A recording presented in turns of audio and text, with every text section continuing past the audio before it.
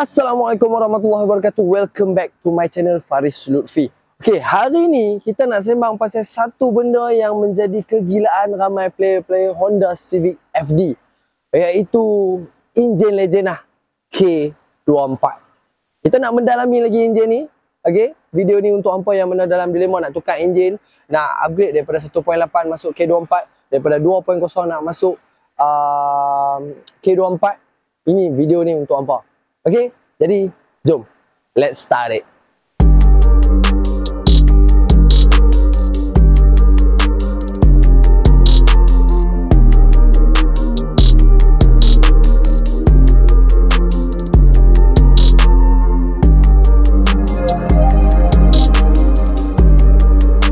Okay, jadi sebelum kita start bercerita pasal K24 ni, aku nak bagi tahu dekat hampa, lah ni aku ada dekat FN Auto Garage untuk cawangan Pulau Pinang ni.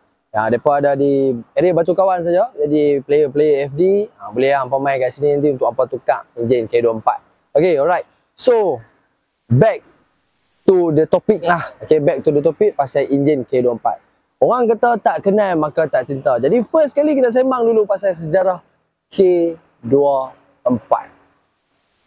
So basically K24 ni asal usul dah daripada kereta Honda Accord, CR-V dan juga Odyssey.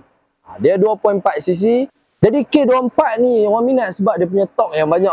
So bila swap masuk dalam FD 1.8 2.0 ni, memang orang kata sangat berbeza dia punya kelainan, dan orang kata driving feel dia tu akan lain. Daripada segi VTEC on dia memang lain lah. So ada satu setup ni memang gila . Setup ni dia diberi nama sebagai setup Frankenstein. First time baru dengar. Ada yang pernah dengar, ada yang tak pernah dengar. So setup Frankenstein ni, kalau utara ni kita panggil rojak . Dia campur blok K24, head K20. So gabungan dua dunia ni kan, K24 dan K20 ni, dia punya performance dia memang lagi ngam daripada yang biasa. Dan enjin K24 ni juga, hampa boleh main NA pun boleh, dan hampa nak boost masuk turbo pun boleh. Tak ada masalah punya enjin K24 ni. Tahan lasak.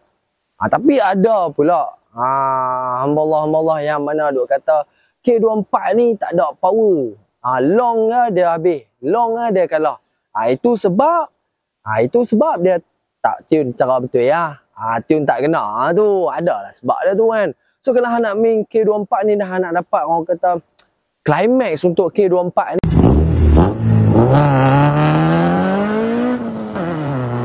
Macam tadi kita cakap, setup Frankenstein. Kena combine dia dengan head K24, blok K24, head K20. Alright. Lepas tu pula intake kena mantap, ECU tune elok. Dia boleh pi 230 sampai 250 horsepower. Tu belum main turbo lagi. Horsepower dia dah boleh pi tu dah. Okay. So costing dia, berapa pula dia punya costing untuk hampa set K24 ni? Anggaran dia dekat sini, anggaran kasar kita boleh bagi 7K hingga 15K untuk setup yang orang kata berbaloi setup yang berbaloi, termasuk endorsement apa semua. So dekat FM Auto Garage ni, mereka ada package mereka. Nak package yang macam mana, siap endorse pun mereka boleh buat kat hampa. Selalunya mereka bagi ni yang duk tengah orang duk ambil kat mereka, package 6,500. Adalah package mereka kat situ. So maksud dia dekat sini, FM Auto Garage ni mereka boleh buat untuk K24. Package 6,500. So boleh layan lah, boleh dengar, memang berbaloi. Okay. So dengan cat enjin bay apa semua lagi, FN apa kontak lah, aku berbual number dekat description, nanti apa boleh kontak dengan dia. Jadi aku rasa itu sedikit sebanyak yang aku boleh kongsikan dan aku boleh sampaikan info dekat hampa pasal hampa nak swap enjin K24 ni. Jangan duk bertagak, jangan duk pecah lama lah. Ada duit, jalan saja, tukar saja enjin. VTEC ini bukan sekadar bunyi, tapi dia adalah satu gaya hidup weh. Tukar lah. Kena K24, tukar, jalan. Alright, cuma kena tahu costing dah. Macam tadi aku cerita, dia anggaran lebih kurang dalam 4,000 sampai ke 15,000 untuk orang kata setup yang berbaloi, termasuk dengan endorsement.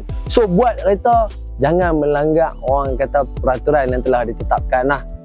So adalah yang body 1.8 ada cara dia. Jangan potong body. Okay, bila potong body nak pay endorse ni agak susah sikit lah kan. Puspakom jarang nak lepas benda-benda ni. So ada cara dia.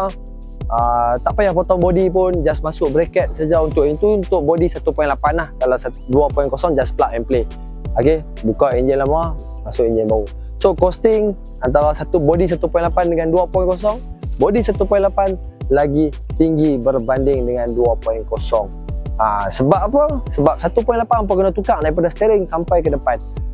Tapi untuk K20 masuk K24 hanya plug and play enjin sahaja.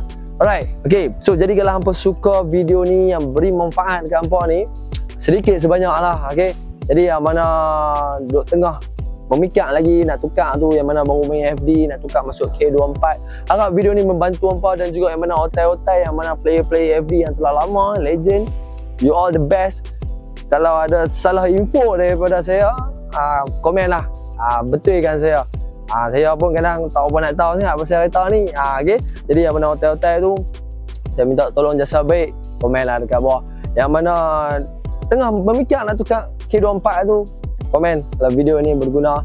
Jangan lupa like, komen, share, dan yang paling penting, subscribe YouTube channel Faris Rufi. See you on the next video. Assalamualaikum.